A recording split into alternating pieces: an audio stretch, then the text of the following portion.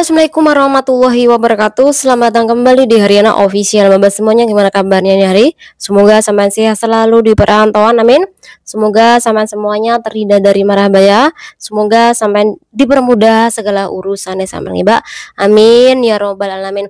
Tak doakan muga-muga sampean tegak lurus dengan tujuan sampean kerja di luar negeri.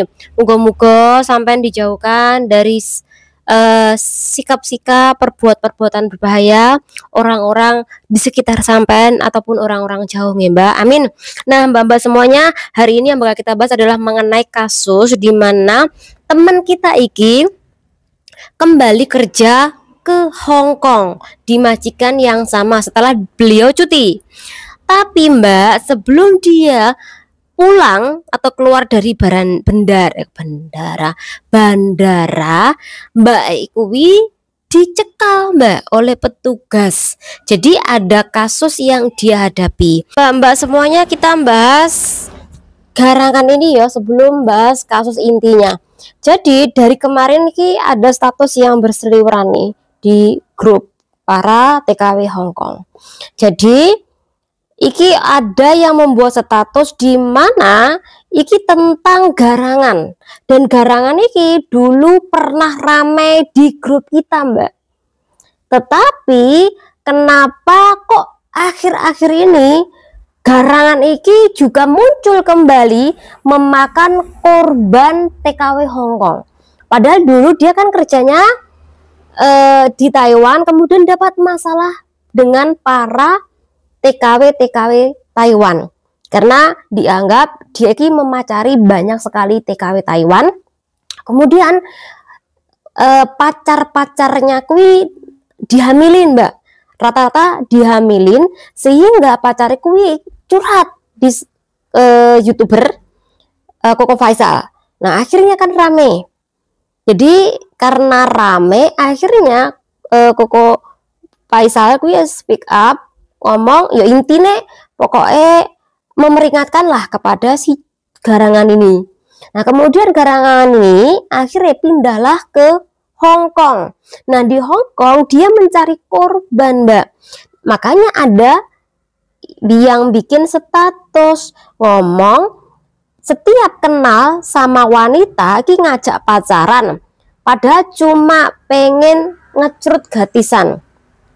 Terus pinjem duit buat biaya hidup di Hong Kong, tapi uangnya nggak dikembalikan.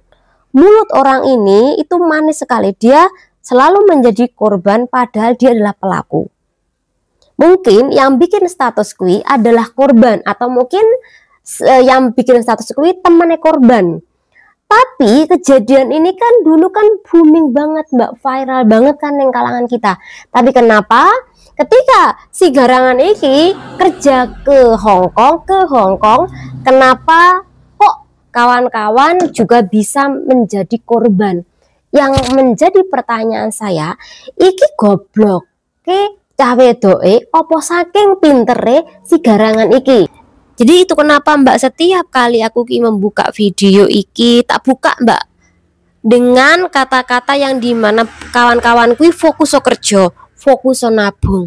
Di Indo Mbak banyak kok cowok-cowok yang ganteng-ganteng, statusnya juga oke, kemudian mereka duwe rumah, kemudian mereka juga sudah jelas nih di Indo orang tuanya siapa, bagaimana kelakuannya. Lah sama nek pacaran yang kono akhirnya cuma dikelon-keloni tok, kemudian setelah sampean berisi meteng ditinggal lagi ke perempuan lain.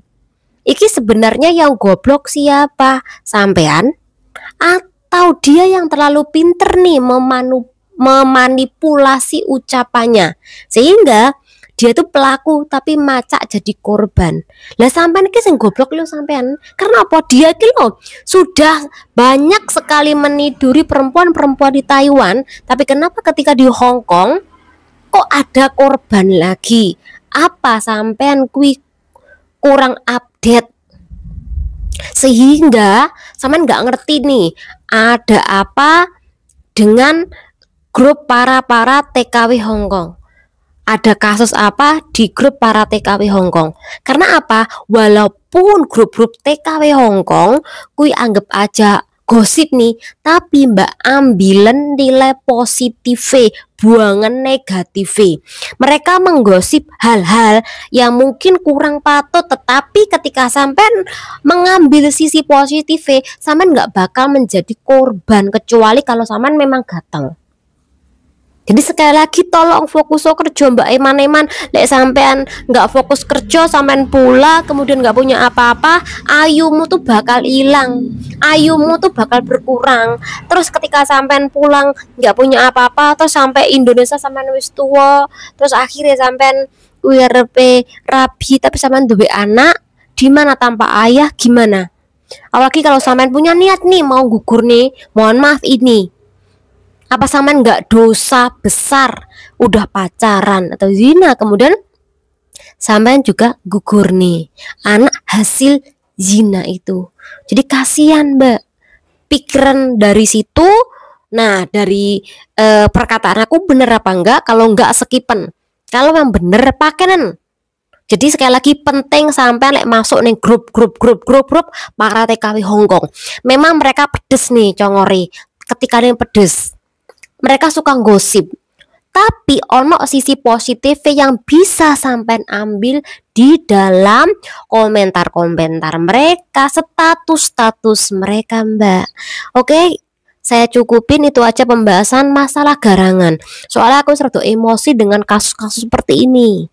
Kita bahas kasus dari inti video ini guys. Kasus yang kedua, cerita nih mbak, iki ada temen kita yang pulang cuti. Jadi selepas dia cuti di Indo, dia kembali lagi ke Hong Kong, bekerja di majikan yang sama karena dia hanyalah cuti mbak waktu itu.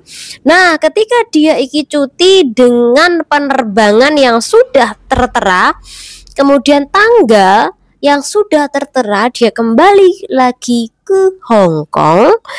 Tapi mbak, dia memiliki masalah di bandara mbak, karena tiba-tiba ada security dan juga anjing pelacak iki mencium aroma yang kurang sedap.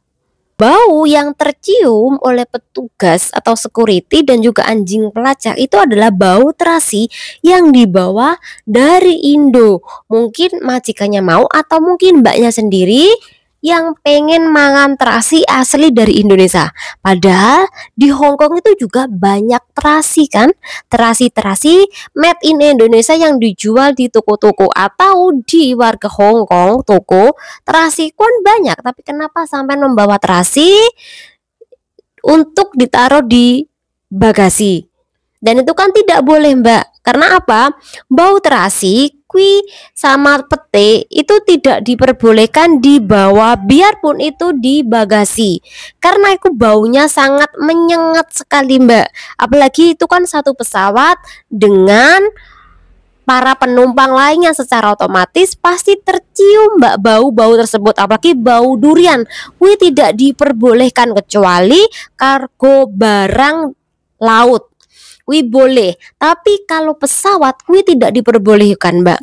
Contoh saman bawa susu, kemudian saman bawa daging, saman harus melaporkan dulu mbak. Oh aku pak petugas bawa daging, aku bawa susu segini.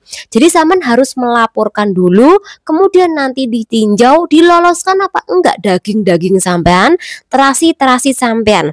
Karena nanti pasti sama juga bayar sejumlah uang mbak. Karena apa? Nanti juga dibantu untuk menutupnya ya, ditutup dengan bagus sampai benar-benar kui tidak dicium atau tercium oleh penumpang lainnya. Dan kui juga harus diperiksa, kui terasimu berbahaya apa enggak, dagingmu kui berbahaya apa enggak, ada menimbulkan penyakit apa enggak, terasimu kui menimbulkan penyakit apa enggak. Jadi sekali lagi kawan-kawan kalau bawa barang-barang dari Indo, kita tolong bener-bener diperiksa, diseleksi. Kalau saman nggak paham, cek kan di Google mbak. Oh aku bawa barang ini boleh apa enggak? Oh aku bawa daging ini boleh enggak apa enggak? oh aku bawa susu, oh aku bawa softtek. Jadi ada hal-hal yang tidak diperbolehkan ketika sampean memasuki negara lainnya, walaupun kondisi sampean kuwi saat itu cuti. Jangan sampai seperti teman kita ini Mbak, bawa basreng atau bawa terasi dibawa ke Hongkong, kemudian ditaruh di bagasi. Nah ketika si kopernya iki berputar, orang-orang penumpang lainnya ku mencium bau terasi. Karena ada bau-bau yang kurang sedap, secara otomatis petugas iki menyuruh security untuk membawa anjing pelacak. Sekali lagi, kui bau nih apa miliknya siapa? Ya kui akhirnya ketahuan PRT Indo yang membawa terasi masuk ke bagasi kemudian dibawa ke Hongkong. Jadi hati-hati untuk mbak-mbak semuanya ya, karena hal-hal sepele kayak gini takutnya sampean kena denda Mbak ya, karena sekali lagi Anda membuat ketidaknyamanan para penumpang lain dengan barang bawaan Anda berupa terasi. Semoga bermanfaat. Undur diri. Wassalamualaikum warahmatullahi wabarakatuh.